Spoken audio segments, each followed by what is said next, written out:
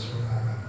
Bapak Ibu sekalian, pengajian hari ini merupakan pengajian perdana Forum Komunikasi P70 sesuai dengan hasil rapat kerja kita terdahulu dan hasil pengumuman yang telah kami keluarkan tanggal 1 Agustus 2022, dan alhamdulillah kita baru bisa bersilaturahmi pada hari ini. Jadwal yang kita susun dan pengantar awalnya adalah setiap sebulan sekali di awal minggu pertama malam Senin, malam Selasa. Kita laksanakan di tempatnya diawali dengan alhamdulillah kita bisa berjamaah sholat maghrib bersama, dan nanti pengajian dan bisa juga kita melaksanakan sholat isya berjamaah bersama di tempat ini. Dan juga dalam perdana hari ini alhamdulillah kami sekali mengucapkan terima kasih Pak Ustadz semua yang hadir dan kepada Pak Ramli yang malam hari ini bersedekah untuk kenduri pada kita berupa belut kuning awal pembukaan perdana, sehingga silaturahim kita ini bisa terus berlanjut ke depan bersama-sama dan lebih dekat kita lagi dalam pengajian untuk mendekatkan diri kita kepada Allah SWT tentunya. Mungkin ini yang dapat kami sampaikan dalam pengantar singkat ini. Yang penting pada malam hari ini adalah kita mengikuti pengajian dengan hikmat. Mungkin nanti ada hal-hal yang mau kita tanyakan, tidak serang-serang langsung menanyakan kepada Ustaz. Pokoknya adalah kembali kita dari sini paling tidak ada satu kata, satu baris yang kita ketahui untuk persiapan kita tentu hari ini dan hari yang akan datang di akhirat nanti. Demikian pada Pak Ustaz. Dr. Mendes, Dokter Jenderal Pak kami silakan dengan sekarang. Udah lama nggak ketemu di pengajian, lupa karena dulu sama-sama di PTB. Ya, silakan Pak. Silakan. Assalamualaikum warahmatullahi wabarakatuh. Waalaikumsalam warahmatullahi wabarakatuh. Alhamdulillah allazi hadana li hadza wa ma kunna linahtadiya laula an hadana Allah. Asyhadu an la ilaha illallah wa asyhadu anna Muhammadan abduhu wa rasuluhu allazi la nabiyya ba'da. Allahumma shalli ala Muhammad wa ala alihi wa ashabihi ajma'in. Radina billahi rabba wa bil islami dina wa bi Muhammadin nabiyya wa rasula. Amma ba'd, yang saya hormati dan saya muliakan bapak-bapak dan ibu-ibu keluarga besar P70 yang dirahmati oleh Allah Subhanahu wa taala. Puji dan syukur kita sampaikan kehadirat Allah Subhanahu wa taala yang telah menganugerahkan banyak nikmat di dalam kehidupan kita. Mudah-mudahan kita bisa menjadi abdi syakur, hamba yang senantiasa mensyukuri semua nikmat yang Allah telah anugerahkan kepada kita. Karena hanya dengan mensyukuri nikmat, Allah Subhanahu wa taala akan banyak memberikan tambahan nikmat di dalam kehidupan kita. Selanjutnya, selawat beriring salam tidak henti-hentinya kita memohonkan kepada Allah Subhanahu wa taala agar tercurahkan kepada Rasulnya Nabi Muhammad sallallahu alaihi wasallam beserta keluarga, para sahabat dan semua ikut beliau yang setia hingga tegaknya hari berbangkit kelak. Demikian juga untuk seluruh para tabi'in, tabi'in, atba tabi'in, ulama-ulama muktabar dari kalangan mutaqaddimin dan juga ulama-ulama muktabar dari kalangan mutaakhirin ila yaumiddin. Materi pengajian kita pada malam hari ini sangat sederhana, yaitu kesungguhan dalam belajar ilmu agama. Jadi sebagai umat Islam kita harus memiliki ghirah. Ghirah itu oleh Buya Hamka diartikan dengan api, diartikan dengan semangat. Jadi kita orang-orang Islam ini harus memiliki api, harus memiliki semangat yang terus memanasi jalan hidup kita untuk tidak pernah puas dalam belajar agama Islam. Hal ini didasarkan kepada apa yang disampaikan oleh Imam Muhammad Idris Asy-Syafi'i, sebagaimana yang dikutip oleh seorang ulama Syafi'iyah besar, yaitu Imam Al-Baihaqi di dalam kitab Tabaqat Asy-Syafi'iyah atau yang dikenal dengan At-Tabaqatul Kubra di Syafi'i. Di dalam kitab itu Imam Syafi'i mengatakan, ta'allam, belajarlah, falaisal mar'u yuladu aliman, karena tidak ada orang yang dilahirkan itu berilmu. Jadi karena tidak ada orang yang dilahirkan dalam keadaan berilmu, maka Imam Syafi'i mengatakan ta'allam, belajarlah.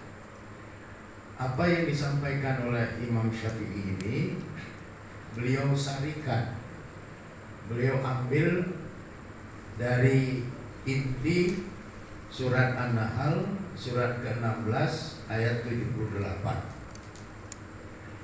Di dalam surat An-Nahl ayat 78 itu Allah berfirman, A'udzubillahi minasyaitonirrajim, Bismillahirrahmanirrahim. Wallahu akhrajakum min butuni ummahatikum la ta'lamuna syai'a wa ja'ala lakumus sam'a wal absara wal afidah la'allakum tashkurun. Kalau kita artikan secara sederhana untuk kita mudah memahami, wallahu, dan Allah, akhrajakum, telah mengeluarkan kamu, min butuni, dari perut-perut. Butun itu jamak taksir dari batnun. Batnun itu perut, butun itu perut. Jadi Allah telah mengeluarkan kamu dari perut-perut ummahatukum, dari perut-perut ummahatikum, dari perut-perut ibumu. La ta'lamuna syai'a, dalam keadaan kamu sekalian tidak mengetahui sesuatu apapun. Jadi semua hamba Allah yang dilahirkan ke alam dunia ini, dari rahim ibunya dia dilahirkan, itu tidak membawa ilmu apa-apa dan belum mengetahui apapun pada saat dia dilahirkan dari rahim ibunya itu. Wa ja'ala lakum, dan didatangkan oleh Allah bagi kamu, as-sam'a, yaitu pendengaran, wal absara, penglihatan, wal afidah, yaitu hati nurani, la'allakum tashkurun. Mudah-mudahan kamu menjadi orang yang bersyukur. Jadi ilmu pertama yang Allah berikan itu melalui pintu sam'a, pintu pendengaran. Oleh karenanya di dalam ajaran Islam, setiap anak yang dilahirkan dia diazani oleh ayahnya atau oleh kakeknya. Karena pintu ilmu yang baru dibuka oleh Allah pada saat anak baru lahir itu adalah pintu pendengaran. Maka diazankan. Kalau anak perempuan diazankan dan dikomatkan. Kenapa seperti itu? Karena godaan untuk anak perempuan itu jauh lebih berat dari godaan pada anak laki-laki.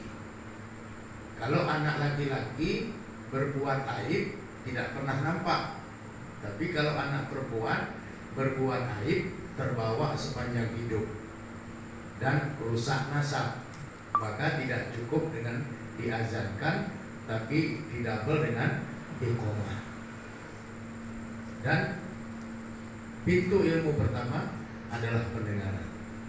Baru kemudian nanti dibuka pintu ilmu kedua, yaitu absar, penglihatan. Dia mulai bisa melihat. Baru yang terakhir itu al-afidah, pintu mata hati, pintu batinnya. Itu yang terakhir dibuka. La'allakum tashkurun. Ya. Di dalam ilmu nahwu, la'ala ini masuk dalam kategori harfun, huruf. Dia menjadi bahagian dari inna wa akhwatuha. Inna wa akhwatuha itu fungsinya tansibul isma wa tarfa'ul khobar, atau tansibul mubtada wa tarfa'ul khobar. Fungsinya dia menasabkan isim yang ada di depannya dan merofakkan khobar yang ada setelah isim.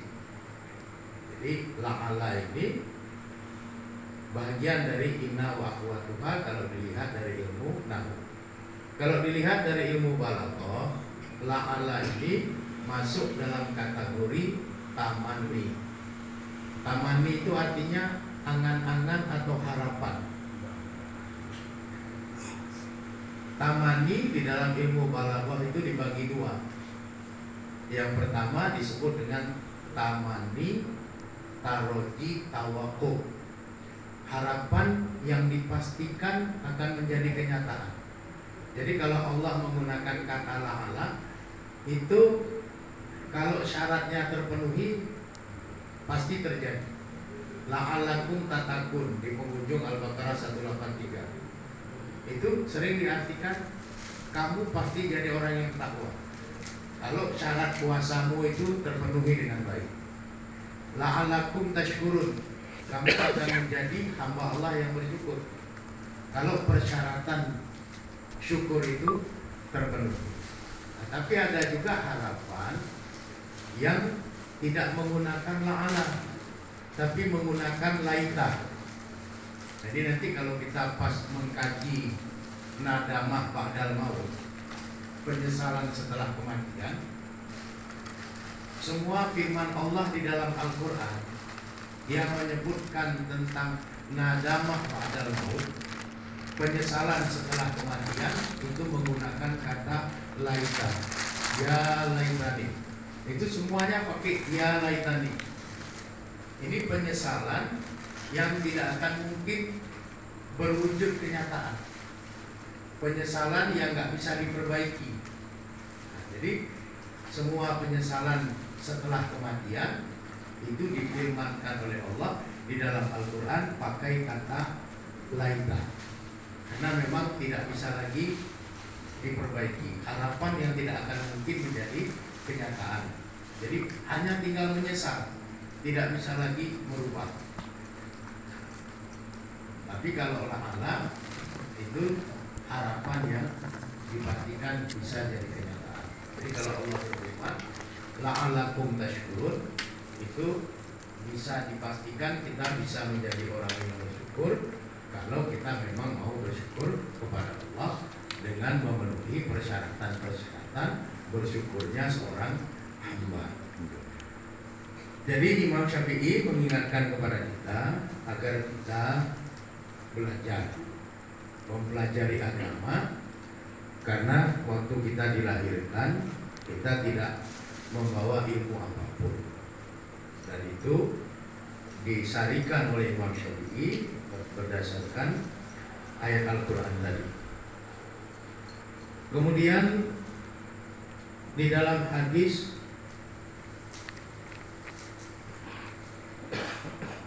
yang diriwayatkan oleh Imam Muslim dan Imam Ibnu Majah dari sahabat Anas bin Malik, ini sudah sangat populer, ya, tolabul ilmi faridatun ala kulli muslimin. Jadi mencari ilmu itu adalah kewajiban atas tiap-tiap orang Islam. Jadi wajibnya mencari ilmu itu wajib ain, bukan wajib kifayah. Dia nggak bisa diwakilkan. Udah kamu saja yang jadi ulama, kami nggak usah belajar apa-apa.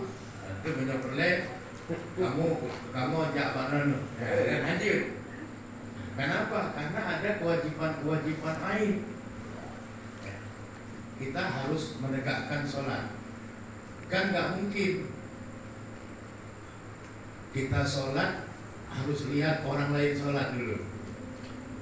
Jadi ada kewajiban kita mencari ilmu, dan itu fardunya adalah fardu ain, bukan fardu kifayah. Di dalam hadis yang diriwayatkan oleh Imam At-Tabrani dari sahabat Abu Hurairah, Nabi mengingatkan kepada kita bagaimana idealnya kita dalam mencari ilmu agama itu. Nabi bersabda, ta'allamu wa'allamu. Ta'allamu wa'allamu. Ta'allamu itu artinya belajarlah kamu. Jadi kita disuruh belajar dulu, baru kemudian wa'allamu, dan mengajarlah kamu. Jadi ilmu itu tidak boleh didiamkan, tidak boleh stagnan, tidak boleh berhenti hanya pada diri kita sendiri. Pertama kita disuruh mencari ilmu oleh Nabi. Ta'allamu, belajarlah kamu. Sudah kita belajar, wa'allamu, mengajarlah kamu. Jadi ilmu itu tidak boleh untuk sendiri. Ilmu itu harus kita bagi kepada orang lain. Bagi sama istri, bagi sama anak, bagi sama karib kerabat, bagi sama jiran tetangga. Begitu juga ilmu yang ada pada istri, bagi sama suami, bagi sama anak-anak. Jadi disuruh kita cari ilmu agama ini oleh Nabi, kemudian kita disuruh mengajarkan ilmu agama yang sudah kita cari itu. Kemudian Nabi bersabda, wa tawaddu al-muallimikum, dan rendah hatilah kamu kepada orang-orang yang memberikan ilmu kepadamu. Jadi sama muallim, sama guru itu benar ta'zim ke gure. Jadi kalau kita didaya, itu hal permulaan yang diajarkan gure. Jadi ta'zim ke gure itu bukan kemauan gure, tapi gure ingin merealisasikan keinginan Nabi. Atas perintah Nabi, gure mengajarkan kepada murid-muridnya agar berkah ilmu yang diberikan benar takzim ke guru. Harus ada rasa takzim, menghormati kepada guru. Itu perintah Nabi, bukan kemauan guru. Jadi jangan dipikir nanti guru membesar-besarkan diri beliau sendiri. Bukan.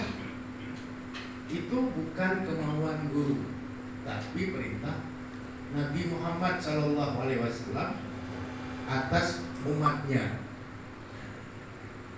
Kemudian Nabi bersabda, wala yalau li muallimikum, serta berlaku baiklah terhadap orang-orang yang mengajarkan ilmu kepadamu. Jadi disuruh takzim, disuruh berbuat baik. Disuruh berbuat baik. Sehingga al-alim wal muta'alim itu menjadi kajian pertama kalau kita belajar hidayah. Saya dulu mengaji al-alim wal muta'alim ini dengan almarhum Abu Yusuf Kurlintang, Allah yarham. Beliau guru saya. Tahun 74 beliau ngajar di Masjid Raya. posisi beliau sebagai Ketua Majelis Ulama Aceh Timur Raya di zaman itu, yang kantornya itu di ujung depan yang sekarang jadi pos satpam di kantor wali kota kita itu. Dulu kantor beliau di atas karena bentuknya seperti rumah Aceh. Itu kantor Majelis Ulama Aceh Timur Raya di zaman itu. Jadi kita disuruh belajar, disuruh mengajarkan ilmu yang sudah kita dapat dari belajar. Kemudian kita disuruh menghormati orang-orang yang sudah memberi ilmu kepada kita, dan kita juga disuruh berbuat baik kepada orang-orang yang sudah memberi ilmu kepada kita. Ini penting untuk kita pahami, karena kadang-kadang kita mendengar, kenapa kita harus takzim ke guru, seolah-olah itu kemauan guru. Bukan, itu bukan kemauan guru, tapi kemauan Nabi Muhammad SAW yang dititipkan kepada umat Islam supaya ilmu itu berkah. Ya. Kemudian di dalam hadis yang diriwayatkan oleh Imam Muslim dari sahabat Abu Hurairah, Nabi bersabda, "Man salaka thariqan," siapa yang telah menempuh perjalanan, yaltamasu fihi ilman, yang diniatkan di dalam perjalanan itu untuk mencari ilmu, sahalallahu lahu, maka Allah akan mudahkan baginya, bihi, dengan perjalanan mencari ilmu tadi, thariqan ilal jannah, jalan menuju ke surga. Jadi Bapak Ibu yang saya muliakan, keluar dari rumah tadi kemari, niatnya pertama silaturahmi P70, yang kedua ada pengajian. Ini akan dipermudah jalan menuju ke surga. Ini setiap kali kita pergi untuk mencari ilmu, kata Nabi, sahalallahu lahu bihi thariqan ilal jannah, Allah mudahkan baginya dengan perjalanannya mencari ilmu itu untuk menuju kepada surga. Jadi besar manfaatnya. Kemudian di dalam hadis yang diriwayatkan oleh Imam Bukhari dari sahabat Muawiyah, Nabi juga mengingatkan, ma yuridillahu bihi khairan, siapapun yang Allah kehendaki dengannya kebaikan, yufaqihu fiddin, maka Allah akan faqihkan dia dalam agama. Allah akan berikan pemahaman kepada dia dalam hal agama. Jadi kalau ada orang tidak baik, kemudian dia tidak suka dengan agama, maka itu memang sudah salah. Karena kalau Allah menghendaki dia jadi orang baik, pasti Allah akan arahkan dia untuk memahami agama. Sehingga kadang-kadang kita melihat dalam realitas kehidupan, ada orang umurnya sudah semakin menua, tapi rasa ingin mendalami agama itu tidak kunjung tiba dari dirinya. Ini karena apa? Karena Allah tidak menginginkan kebaikan pada dirinya. Kenapa Allah tidak menginginkan kebaikan pada dirinya? Karena tidak sedikit pun ada ikhtiar dari yang bersangkutan. Tidak ada usaha sedikit pun untuk belajar ilmu agama. Padahal dengan kita duduk-duduk saja dengan tengku-tengku kita, apalagi dengan para abu kita, udah banyak ilmu agama yang kita dapat. Meskipun kita hanya duduk saja, beliau cerita. Saya ingat sekali dulu waktu Allah yarham Abu Yusuf Lintang masih ada. Setelah selesai sholat Jumat, beliau khatib. Kemudian pasti ada yang pakat untuk Pajuku Johoro makan siang.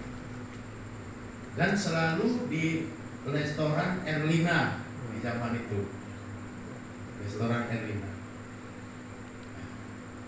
Dan kalau saya nampak oleh beliau, langsung didatangi, dipegang tangan, ikut Tengku. Itu berita gembira lah, karena Pajuku Johoro. Setiap habis Jumat kalau jadwal beliau begitu. Nah, pada saat selesai makan atau sebelum makan, persiapan di bidang makanan itulah beliau berbincang-bincang dengan beberapa tengku lain dan juga bapak-bapak yang lain. Kita dengar, disitulah kita dapat ilmu tambahan. Padahal kita cuma duduk saja di sebelah Tengku.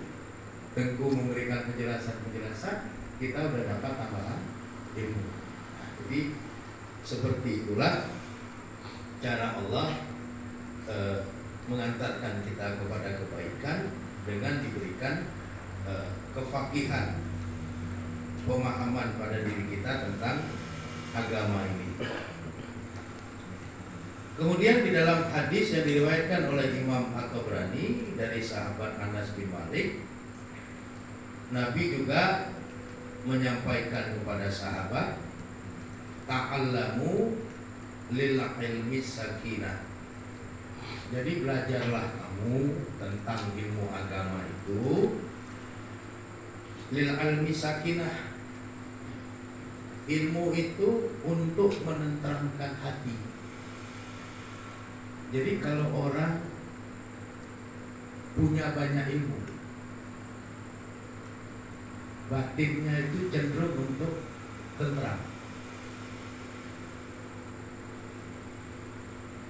Kenapa? Karena siraman-siraman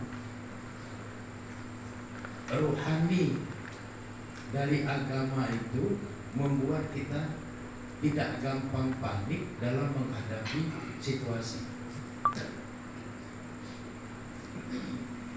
Ada satu hal yang menarik dalam kitab tafsir As-Sa'di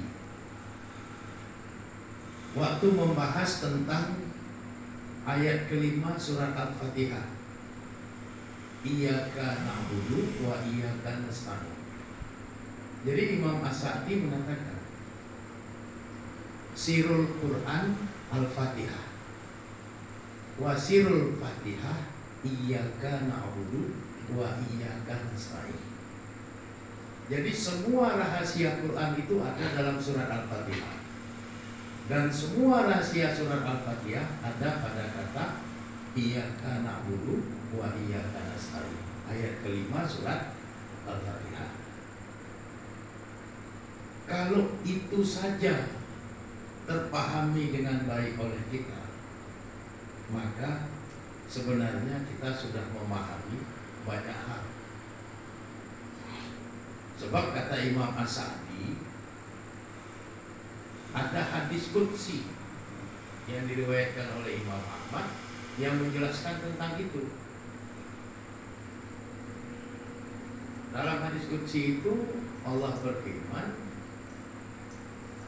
bersungguh-sungguhlah kita di dalam beribadah kepada Allah. Itu maksudnya Iyyaka na'budu. Karena Iyyaka na'budu itu unik. Kenapa dikatakan unik? Dalam bahasa Arab susunannya atau tarkibnya bisa saja na'buduka, kami beribadah padamu, kami menyembah kamu. Tapi Allah tidak pakai tarkib susunan bahasa begitu. Allah menggunakan susunan tersendiri, Iyyaka na'budu. Kemudian wa iyyaka nasta'in. Sebenarnya bisa saja kalimatnya na'buduka wa nasta'inuka. Kami menyembahmu, kami minta pertolongan kepadamu. Tapi tarkib yang biasa dipakai oleh orang Arab itu tidak dipakai oleh Allah dalam firman-Nya. Allah punya tarkib sendiri, punya susunan sendiri. iyyaka na'budu wa iyyaka nasta'in. Jadi iyyaka itu sebenarnya isim maf'ul, objek. Isim maf'ul itu dalam tarkib jumlah fi'liyah, dia letaknya di belakang. Jadi fi'il, fa'il, maf'ul. Ini maf'ulnya di depan. Iyyaka itu maf'ulun bih, tapi letaknya di depan. Kenapa seperti itu? Ada dua maknanya kata Imam As-Sa'di. Makna yang pertama itu bukti lil ghayah, sebagai pembatas. Apa yang dimaksud sebagai pembatas? Tidak boleh orang Islam, orang yang beriman itu menyembah kepada selain Allah. Kalau itu dilakukan, haramlah dia, rusaklah tauhidnya. Begitu juga iyyaka nasta'in, itu tidak boleh orang Islam, orang beriman itu minta pertolongan kepada selain Allah. Kenapa? Karena Allah yang disembah. Kalau Allah yang disembah, minta tolonglah kepada Allah. Dan jangan sembah kecuali Allah. Nah, jadi makna pertama itu sebagai pembatas. Kemudian makna yang kedua itu litanbih, untuk mengingatkan akan kehati-hatian. Kalau iyyaka na'budu wa iyyaka nasta'in itu duduk pemahamannya, terhayati dengan baik, maka dia akan selamat dari semua jenis kemusyrikan. Jadi begitu iyyaka na'budu wa iyyaka nasta'in, orang nggak pakai tangkal lagi. Ini lagi maghrib. Kalau sudah benar iyyaka na'budunya, nggak pakai jimat, nggak pakai akar bahan lagi. Karena benar 7 warna. Dan kagak dong warna nih. Ini lagi maghrib. Jadi kalau sudah iyyaka na'budu wa iyyaka nasta'in, itu cukup bismillahi tawakkaltu 'alallah la haula wala quwwata illa billah. Bismillahirrahmanirrahim la yadurus ma'asmihi syai'un fil ardi wala fis samawati. A'udzu bi kalimatillahi tammati min syarri ma khalaq. Itu manifestasi dari iyyaka na'budu wa iyyaka nasta'in. Jadi dengan kita banyak belajar ilmu agama Islam ini sebagai orang Islam, itu akan mendatangkan ketentraman di dalam batin kita. Kemudian di samping belajar agama yang bisa menenteramkan batin kita, itu juga banyak berzikir. Banyak berzikir. Jadi kita disuruh banyak berzikir itu supaya hati kita itu menjadi tenang. Ala bizikrillah tatma'innul qulub. Ingatlah, hanya dengan berzikir kepada Allah, hati kamu akan menjadi tenang. Jadi kalau kita mengalami kesusahan-kesusahan dalam hidup, banyak berzikir, yakini iyyaka na'budu wa iyyaka nasta'in, Allah tidak akan membiarkan kita sendirian dalam kesulitan kita. Allah akan menghadirkan pertolongan dan perlindungan untuk kita. Nah, ini menjadi penting. Makanya ilmu bisa menenteramkan, zikir itu juga bisa menenteramkan.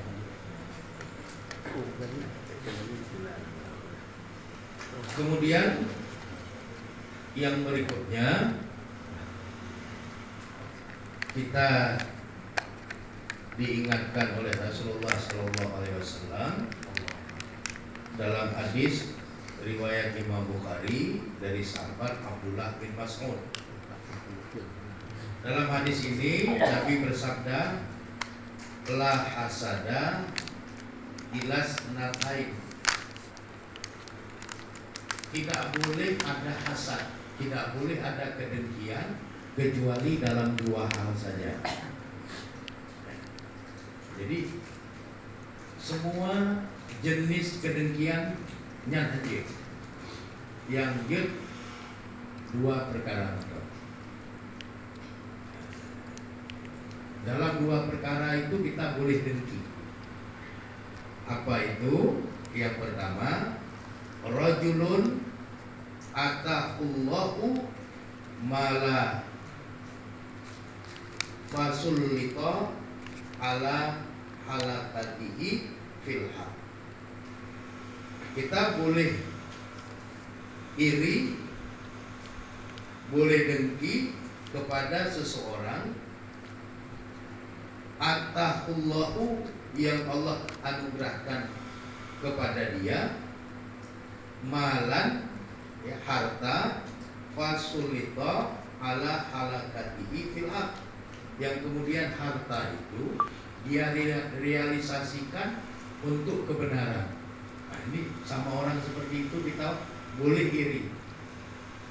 Dia banyak harta, tapi hartanya itu dia bagi-bagi untuk kebenaran. Dilihatnya orang sedang bangun masjid, kasih hartanya. Dilihat orang sedang bikin daya, kesulitan dana, dia kasih hartanya. Dia lihat ada orang susah, dikasih hartanya supaya orang itu bisa makan dan sebagainya. Nah, sama orang seperti itu boleh kita iri. Iri kalau bisa kita jadi orang yang seperti itu, banyak harta, terus harta kita itu kita gunakan fil haq, di dalam kebenaran, untuk bantu fakir, bantu miskin, bantu anak-anak yatim yang tidak mampu, bantu bangun masjid, bantu bangun daya, bantu siapapun yang menurut kita perlu kita bantu, karena itu adalah kebenaran. Sama orang yang seperti itu kita boleh iri, kata Nabi. Kemudian yang kedua, warajulun ata'ullahul ilma awil hikmah. Kita boleh iri kepada orang-orang yang Allah berikan kepadanya ilmu atau hikmah. Fahuwa yaqdi biha wa yu'allimuha.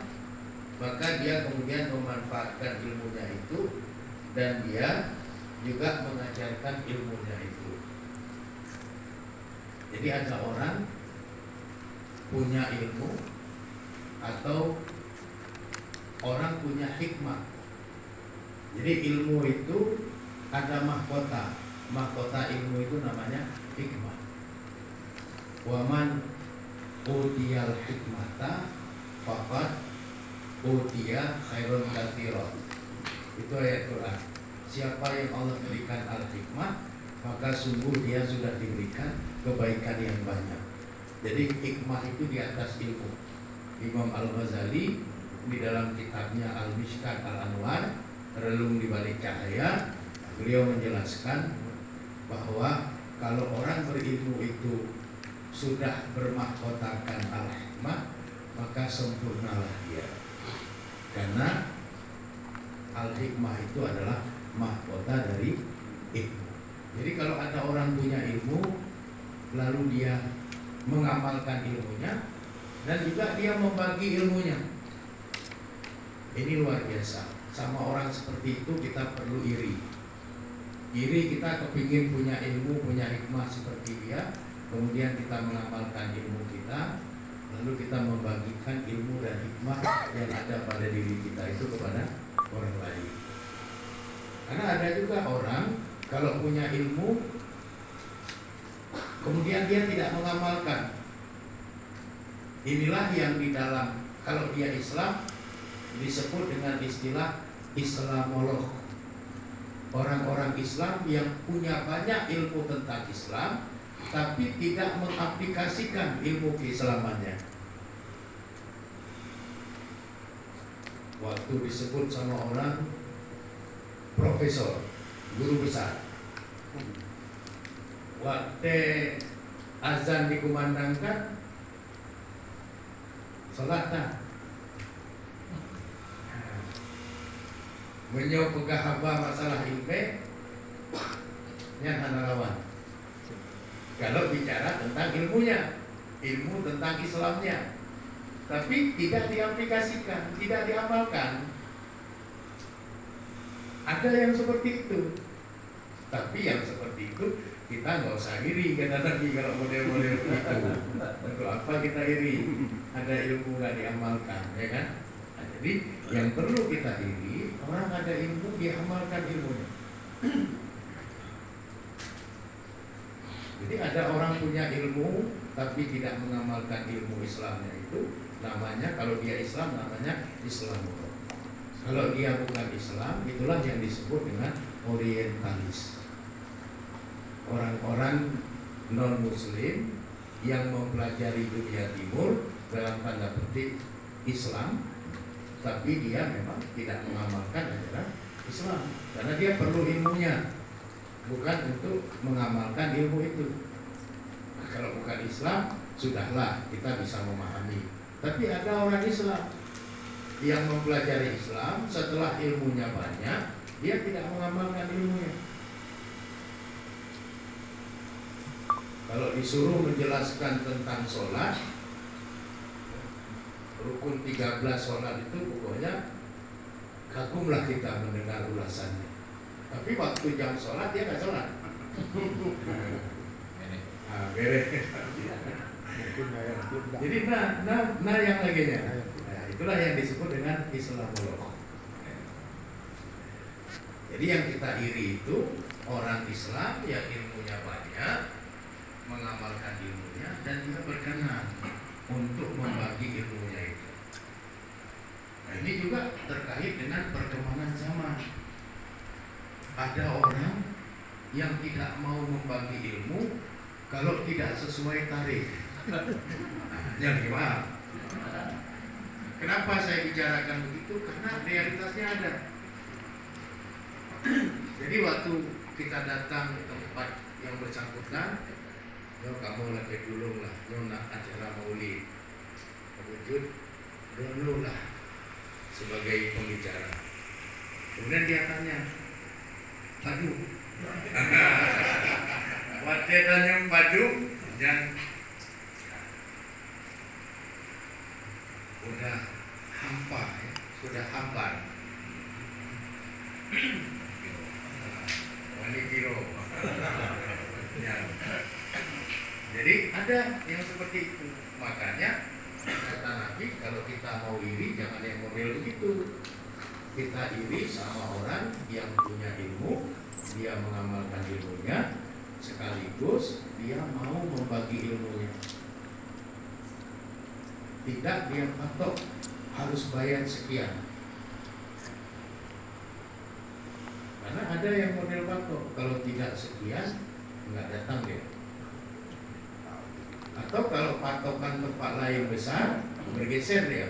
Nah, ada juga model begitu.